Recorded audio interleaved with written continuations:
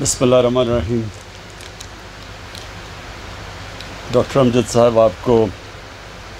میں خراج تحسین پیش کرتا ہوں۔ یہ بڑا زبردست آپ نے یہ ایک فیوچرسٹک آگے کا سوچ کے آپ نے قدم اٹھایا۔ یہ جو موٹر سائیکلوں کو الیکٹرک بنانے کا فیصلہ کیا، اور میں اپنی ٹیم کو، حماد اظہر آپ کو اور آپ کو بھی خسرو بختیار، کیونکہ آپ نے وہ آگے ڈیولپ کی جو ہماری ای وی پالیسی تھی، اور اس کے تحت پھر ایک آگے فیوچر کا پلان دے دیا آپ نے سب کو کہ آگے ڈائریکشن کیا ہے گورنمنٹ کا۔ دیکھیں، جو آج تک ملک آگے گئے ہیں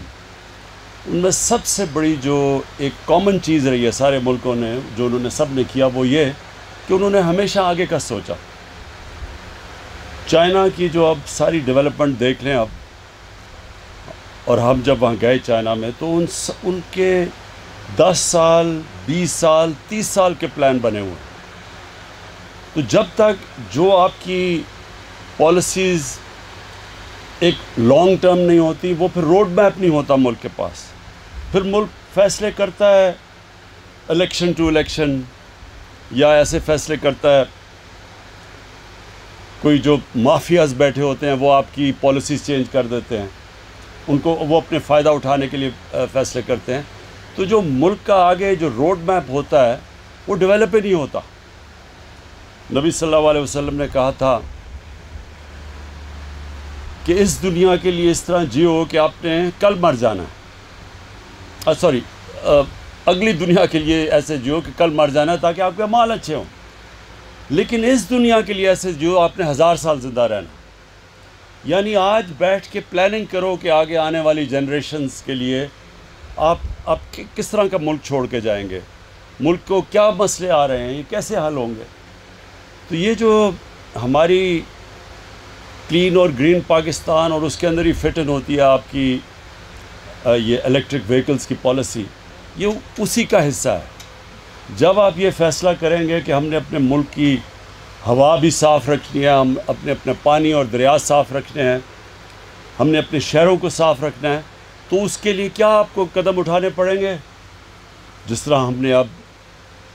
10 بلین ٹری سونامی، درخت اگانے پڑیں گے ملکوں میں۔ پاکستان بدقسمتی سے وہ ملک ہے جس میں سب سے کم ٹری کور ہے، درختوں کا جو ہمارے اس ملک میں جنگلات ہیں وہ سب سے کم ہے، ہندوستان کے ہمارے سے زیادہ ہے۔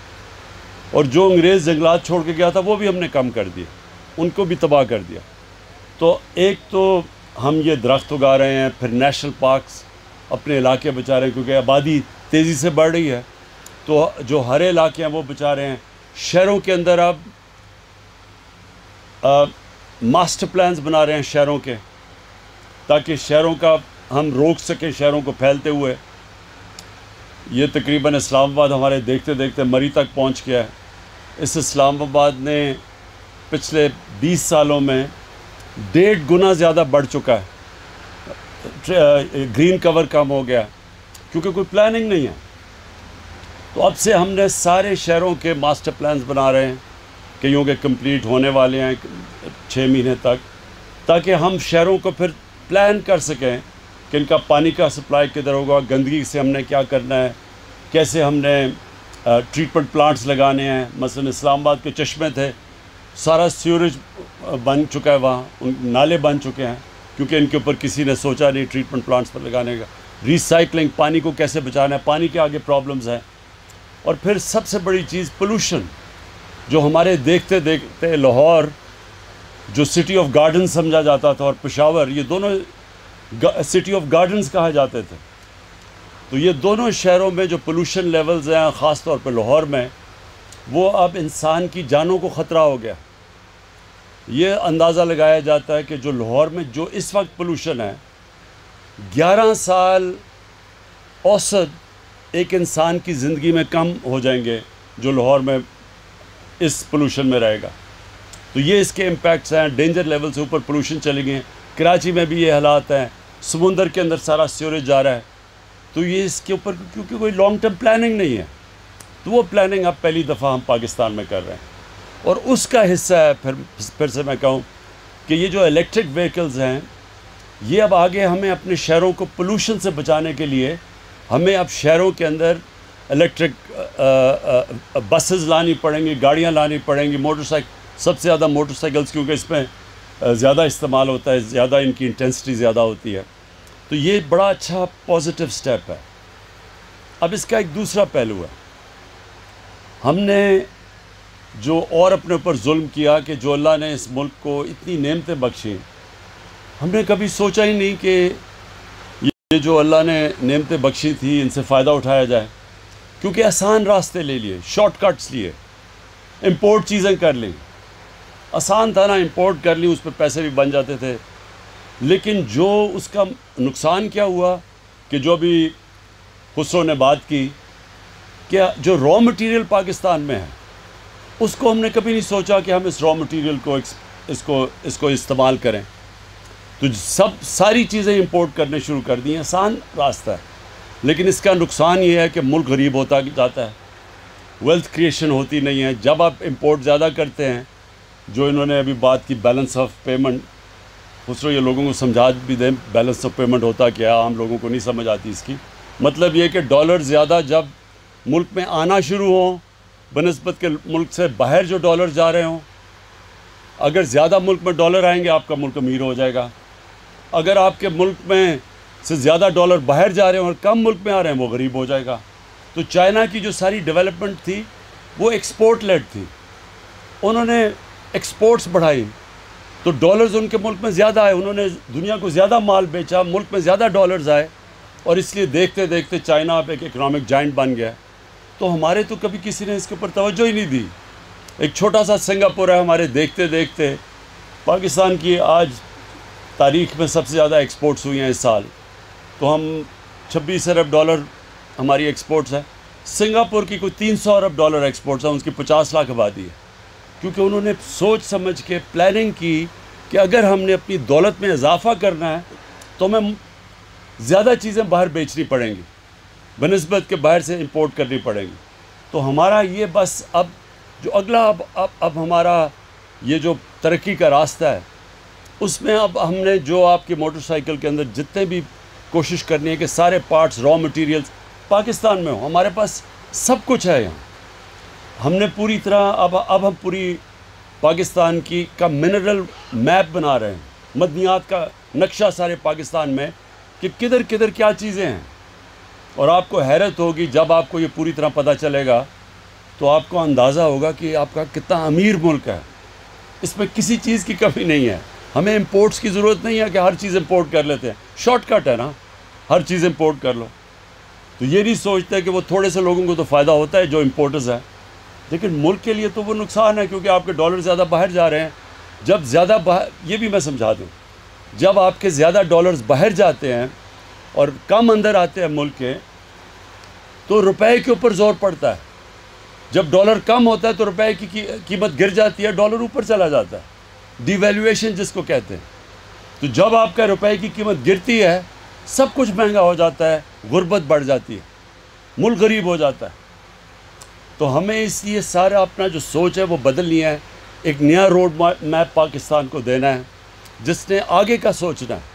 جس نے سب سے پہلے اپنے آنے والی نسلوں کا سوچنا ہے، یہ جو ماحولیات ہے، ہماری انوائرمنٹ ہے، یہ جو گلوبل وارمنگ ہے، یہ جو پاکستان کو متاثر کرتی ہے، پہلی دفعہ اس پیمانے پہ پاکستان جو سٹیپس لے رہا ہے وہ انٹرنیشنلی اکنالجڈ ہیں، مجھے اس کا بڑا فخر ہے کہ دنیا مانتی ہے کہ پاکستان لیڈ ان چند ملکوں میں سے جو لیڈ کر رہا ہے انوائرمنٹ کے اندر، گلوبل وارمنگ کے جو خلاف کیمپین ہے اس کے۔ اب دوسری جو ہماری کیمپین ہے وہ یہ کہ ہم ابھی سے اپنی دولت کا ویلتھ کریشن کیسے کریں، دولت میں اضافہ کیسے کریں، وہ کون سے ہم نے اب قدم اٹھانے ہیں کہ اب ہماری اکانومی ماشاءاللہ تیزی سے اوپر جا رہی ہے۔ آگے ہمیں کیا مسئلہ آئے گا؟ ہمیں مسئلہ تب آئے گا کہ اگر ہمارے ملک میں ڈالرز کی کمی ہونی شروع ہو گئی کیونکہ زیادہ ڈالرز باہر جانے شروع ہو گئے، کرنٹ اکاؤنٹ ڈیفیسٹ ہو گیا، تو یہ ہمارے روکے گا ہماری گروتھ کو، پھر ہمیں IMF کے پاس جانا پڑے گا۔ لہٰذا ابھی سے ہم وہ سب قدم اٹھا رہے ہیں کہ ہمارے ملک میں ڈالرز کی کمی نہ ہو، تاکہ ملک میں ہماری گروتھ ریٹ افیکٹ نہ ہو، اور اس کے لیے ہر وہ چیز کرنی ہے ہم نے جو چیز ہم پاکستان میں بنا سکتے ہیں وہ کریں، جو را مٹیریل پاکستان میں جو اویلیبل ہے اس کو استعمال کریں، اور ساری انویسٹمنٹ اس طرح کریں کہ پاکستان سے ہم چیزیں ایکسپورٹ کر سکیں، انڈسٹری بھی، انویسٹمنٹ بھی جو باہر سے پاکستان میں آئے، اس کا مقصد یہ ہو کہ پاکستان سے باہر کتنی چیزیں ایکسپورٹ کر سکتی ہے وہ، اور یہ ہمارا دوسرا ہے۔ اور انشاءاللہ مجھے جو تیسری چیز بڑا اس ملک کے لوگوں کے اوپر پورا اعتماد ہے کہ جب بھی اس ملک کے لوگوں کو ٹیسٹ کیا گیا ہے، جب بھی ہم نے مشکل وقت آیا، زلزلہ آیا، ہمارا فلڈز جب آئے 2010 کے، تو جب بھی لوگوں کو اس ملک کے ٹیسٹ کیا گیا تو لوگ ہمیشہ، ہمارے لوگ ان میں وہ کھلے دل کے لوگ ہیں، جنراسٹی ہے۔ اگر آج ٹیکس نہیں دے رہے تو اس کی بہت بڑی وجہ یہ ہے کہ ان کو یہ اعتماد ہی نہیں ہے کہ ہمارا ٹیکس صحیح طرح استعمال ہوگا۔ ان کو اب اعتماد بحال کر رہے ہیں کہ ان کا ٹیکس ان کے لیے،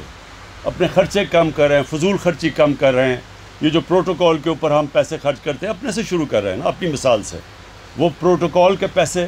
ہم پورا بچا رہے ہیں۔ اپنے پرائم منسٹر ہاؤس اور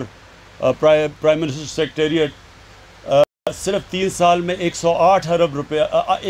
کروڑ روپیہ ہم نے ان 2 ہاؤسز کا کم کیا ہے، اور جو باہر کی ٹریول ہے اس سے پیسہ بچا رہے ہیں، صرف اپنے ٹیکس پیئر کو یہ بتانے کے لیے کہ آپ کے ٹیکس کی ہم قدر کرتے ہیں، ہم آپ کا ٹیکس آپ کے اوپر خرچ کریں گے بنسبت اپنے اوپر خرچ کرنے کے لیے۔ تو جیسے جیسے ان کا یہ اعتماد بحال ہوتا جائے گا، انشاءاللہ ہماری ٹیکس کلیکشن بڑھتی جائے گی، ملک کی دولت میں اضافہ ہوتا جائے گا، ملک اپنے پیر پہ کھڑا ہو جائے گا۔ یہ جو ہمارے ذہن میں ایک غلامی آئی ہوئی ہے کہ جب تک ایڈ نہیں آتی، باہر سے امداد نہیں آتی یا قرضے نہیں آتے، ملک نہیں چلے گا۔ ملک کا پرائم منسٹر باہر جاتا ہے تو پہلی چیز پوچھتے ہیں جی کتنے پیسے لے کے آئے، کتنی جی امداد ملی، کامیاب دورہ کیا ہوگا کہ پیسے لے کے آ گئے، بھیک مانگ کے کسی سے پیسے لے کے آ گئے۔ جب تک یہ ذہنی غلامی سے نہیں ہم نکلیں گے، جب تک انسان اپنے پیر پہ نہیں کھڑا ہوتا، اس کو پتہ ہی نہیں چلتا کہ اس کے اندر اللہ نے کتنی طاقت دی ہے۔ جب تک وہ وساکیوں سے چلتا ہے